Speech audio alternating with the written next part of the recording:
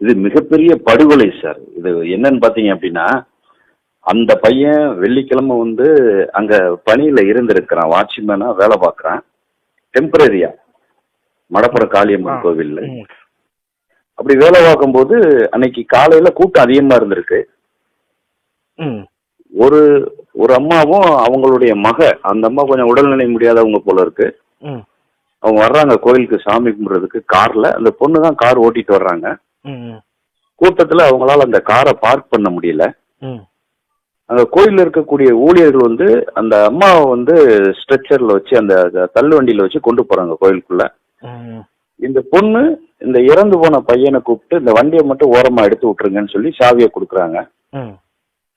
இவருக்கும் வண்டி ஓட்ட தெரியல. இவர் யாரையோ ஒருத்தரை கூப்பிட்டு அந்த வண்டியை எடுத்து ஓரமா போடுங்கன்றாரு. கொஞ்ச நேரம் கழிச்சு அவங்க சாமி கும்பிட்டு வந்து வண்டியை கேட்கறாங்க.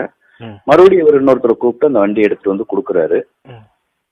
அதன் பின்னிட்டு அவங்க கிளம்பி போயிடுறாங்க. ஒரு மணி நேரம் கழிச்சு அவங்க 100க்கு கால் பண்ணியிருக்காங்க. இந்த மாதிரி வந்து நகையை வந்து காணல, காருக்குள்ள வச்சிருந்தோம் அப்படின்னு சொல்றாங்க. சொன்ன உடனேவே அங்கிருந்து போலீஸ் வந்து இந்த பையனை வந்து கூட்டு போயிடுறாங்க. வெள்ளிக்கிழமையில இருந்து வச்சு இவனை அடிக்கிறாங்க. திருப்பூணம் காவல் நிலையத்துல வச்சு அடிச்சு இவனை சித்திரவதை பண்ணதுல இந்த பையன் அடுத்த நாள் இறந்து போயிடுறான். இறந்து போன பின்னாடி பெரிய பிரச்சனை ஆயிருது. இப்போ வந்து ஒரு 6 பேரை சஸ்பெண்ட் பண்ணியிருக்காங்க. போலீஸ் வந்து அவங்களுடைய விசாரணை முறை எப்படி இருக்கு அப்படின்னு பாத்தீங்கன்னா, சயின்டிபிக் ரீதியா இதை கண்டுபிடிக்கணும். அங்க இருக்கக்கூடிய கேமராக்கள் இதுல பாத்தீங்கன்னா இந்த பையன் மட்டும் இல்ல, ஒருத்தர் வண்டி எடுத்து விட சொல்லியிருக்கான், இன்னொருத்தர் வண்டியை மறுபடியும் எடுத்து கொண்டு வந்து கொடுத்துருக்காரு. அந்த அம்மா நகை வச்சிருந்தாங்களா இல்லையா, ஏன் 1 hour கழிச்சு அவங்க அங்கேயே புகார் பண்ணாம லேட்டா வந்து 100 கால் பண்ணாங்க. இப்படி பல விஷயங்கள் இருக்கு. முதல்ல நகை இருந்ததா இல்லைன்றதை ஊர்ஜிதப்படுத்தணும். அப்புறம் நகையை எடுத்தது யாருன்னு பார்க்கணும். இவனோட ப்ரீவியஸ் ஹிஸ்டரி இந்த பையனுக்கு இருக்கான்னு பார்க்கணும்.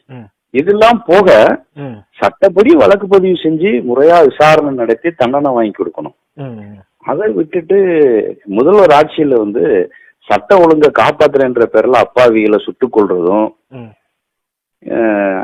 சாதாரண குற்றம் புரிந்தவர்களை வந்து கைகால் உடைக்கிறதும், பழிவாங்குதல் நடவடிக்கையும் அதிகமா இருக்கு. இங்க பாத்தீங்கன்னா அப்ப அவர் கூட இருக்காரு. இப்போ அவங்க கூட்டணி கட்சியில இருக்கக்கூடிய சில அமைப்புகள் வந்து கவர்மெண்ட்டை விமர்சிச்சாலோ இல்ல வேற ஏதாவது தப்பு பண்ணாலோ நடவடிக்கை எடுக்க மாட்டாங்க. எதிர்கட்சியில இருக்கக்கூடிய சின்ன கட்சிகள் ஏதாவது தப்பு பண்ணிட்டாங்கன்னா கடுமையான நடவடிக்கை எடுப்பாங்க. இதுதான் தொடர்ந்து வருகிறது. இப்ப இந்த லாக்அப் டெத் விஷயத்துல வந்து எல்லாரையும் உடனே கைது பண்ணணும். அது போக இந்த பையனுக்கு குடும்பத்துக்கு வந்து ஒரு உடனடியா ஒரு கைது பண்றதுக்கு சட்டத்துல இடம் இருக்கா சார்?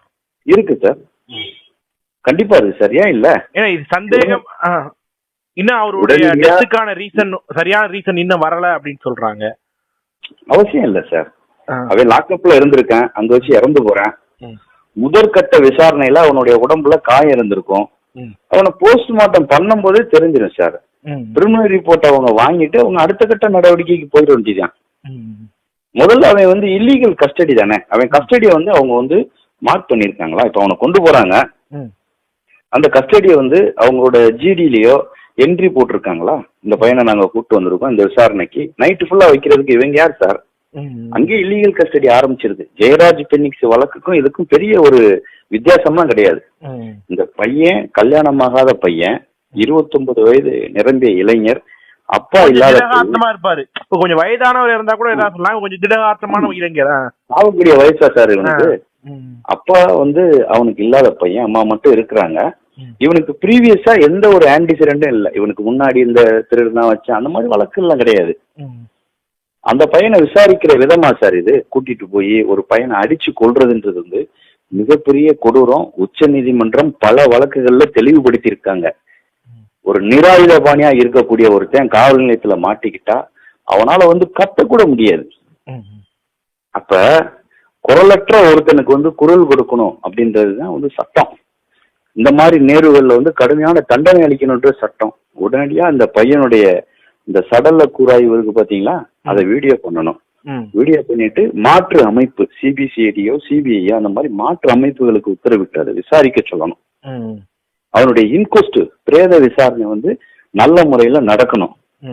ஏன் பாடியை வந்து காட்ட மாட்டேன்றாங்க? காயங்களுக்கு தெரிஞ்சு போயிரும்னா என்னது சப்ரஸ் பண்ண போறாங்க? அது போக ஒரு டாக்டர்கள் அடங்கிய குழு இருக்கு பாத்தீங்களா? அதுல வந்து அரசு டாக்டர்கள் இருந்தாலும் கூட அவங்களுக்கு அடிக்கடி அந்த போலீஸ் சர்ஜன் என்ன பண்ணுவாங்கன்னா அவங்களுக்கு சாதகமான ரிப்போர்ட் வழங்குறதுக்கு வாய்ப்புகள் இருக்கு. இவங்க தரப்புல ஒரு டாக்டர் வந்து அந்த மானிட்டர் பண்ண போடணும். ஹியூமன் ரைட்ஸ் சூமோட்டோவா இந்த பிரச்சனையை எடுத்து நடவடிக்கை எடுக்கணும். கள்ளக்குறிச்சியில கள்ளச்சாராயம் குடிச்சு செத்தவனுக்கு 10 லட்ச ரூபாய் அறிவிக்கும் போது காவல்துறையால் அடித்து கொல்லப்பட்ட இந்த தம்பிக்கு வந்து உடனடியா உரிய நிவாரணத்தை வந்து அரசு வழங்கணும். சார், நீங்க பல லாக்கெட் பெத் விவகாரத்தை நீங்க போய் ஆஜரா இருக்கீங்க. இந்த வழக்குல அடுத்த கட்ட நடவடிக்கை என்னவா இருக்கும்? இப்ப வந்து அவங்க வந்து 176ல வந்து எஃப்ஐஆர் போட்டிருப்பாங்க சார். பழைய சிஆர்பிசில 176, பிஎன்எஸ்ல வேற சட்டம் இருக்கு. அதுல வந்து இப்ப எஃப்ஐஆர் போட்டிருப்பாங்க சந்தேக மரணம்ட்டு. அதை பேஸ் பண்ணி இப்ப சடல கூராய்வு வந்து நடக்கும், பிரேத விசாரணையும் நடக்கும். சடல கூராய்வோட ரிப்போர்ட் வந்த உடனே, போஸ்ட்மார்ட்டம் ரிப்போர்ட் வந்த உடனே அதுல காயத்தினுடைய தன்மையை பார்த்து அதை கொலை வழக்கா மாத்துறதா, யார் யாரை சேர்க்கறதுன்றதை இது பண்ணுவாங்க. ஆனா அதுக்கு முன்னாடி யூஸ்வலா என்ன நடக்கும் அப்படின்னு பாத்தீங்கன்னா, இங்க லோக்கல்ல இருக்கக்கூடிய அரசியல் கட்சிகள், முக்கியமாக ஆளுங்கட்சியினர் குதிச்சு ஓடி போய் காவல்துறையை காப்பாத்துறதுக்கு அவங்க பேரம் பேசுவாங்க. இது ரெகுலரா நடக்கும். இப்ப கூட அது போன்ற ஒரு பேரம் நடந்து கொண்டிருப்பதாக தகவல். இது ரொம்ப கேவலமானது சார். ஒரு கொலையை வந்து தடுக்கிறதுக்கும் மறைக்கிறதுக்கும், அந்த கொலையை வந்து நீங்க விட்டு கொடுங்க, உங்களுக்கு வந்து நாங்க பணம் கொடுக்குறோம், உங்களுக்கு நாங்க வேற ஏதாவது ஆதாயம் தர்றோம்னு சொல்றது இவங்க யாரு சார்? அப்படி ஒரு வேலை நடக்கும் என்றால் நேதாஜி சுபாஷனை அவங்க வீட்டுல உள்ளவங்களே பணம் வாங்கினாலும் சரி, நாங்க சூமோட்டோட எடுத்துட்டு போவோம் சார். வழக்கறிஞர் மகாராஜன் இந்த வழக்கை தாமா முன் வந்து எடுத்து நடத்துவாரா? எடுத்து நடத்துவேன் சார், கண்டிப்பா நடத்துவேன் சார். இதுக்கு யாருக்கும் எனக்கு வந்து இது பண்ண வேண்டிய தேவை கிடையாது, யாரையும் நான் கேட்க வேண்டியது கிடையாது. அந்த குடும்பமே கூட வாங்கிட்டு போறாங்க, பாடியை வாங்கிட்டு போறாங்க, இல்ல அவங்க இல்லைன்னு கூட சொல்லிட்டு போறாங்க. ஆனால் இது வந்து அப்பட்டமான படுகொலை. மருத்துவ ஆவணங்களின்படி இதுல விசாரணை நடத்த வேண்டும். இந்த விசாரணையில சிபிஐ எடுத்து நடத்த வேண்டும். இதை தவறு நேர்ந்திருந்தால் சட்டப்படி அவர்கள் தண்டிக்கப்பட வேண்டும் அப்படின்ற ஒரு கோரிக்கையை வலியுறுத்தி நாங்க உயர்நீதிமன்றத்துல வழக்கு தாக்கல் பண்ணுவோம் சார். அதுக்கு யாரும் எங்களுக்கு வந்து பெர்மிஷன் கொடுக்க தேவை கிடையாது. கண்டிப்பா நடத்துவோம், சந்தேகமே இல்லை. நாங்க ரெடி ஆயிட்டோம்.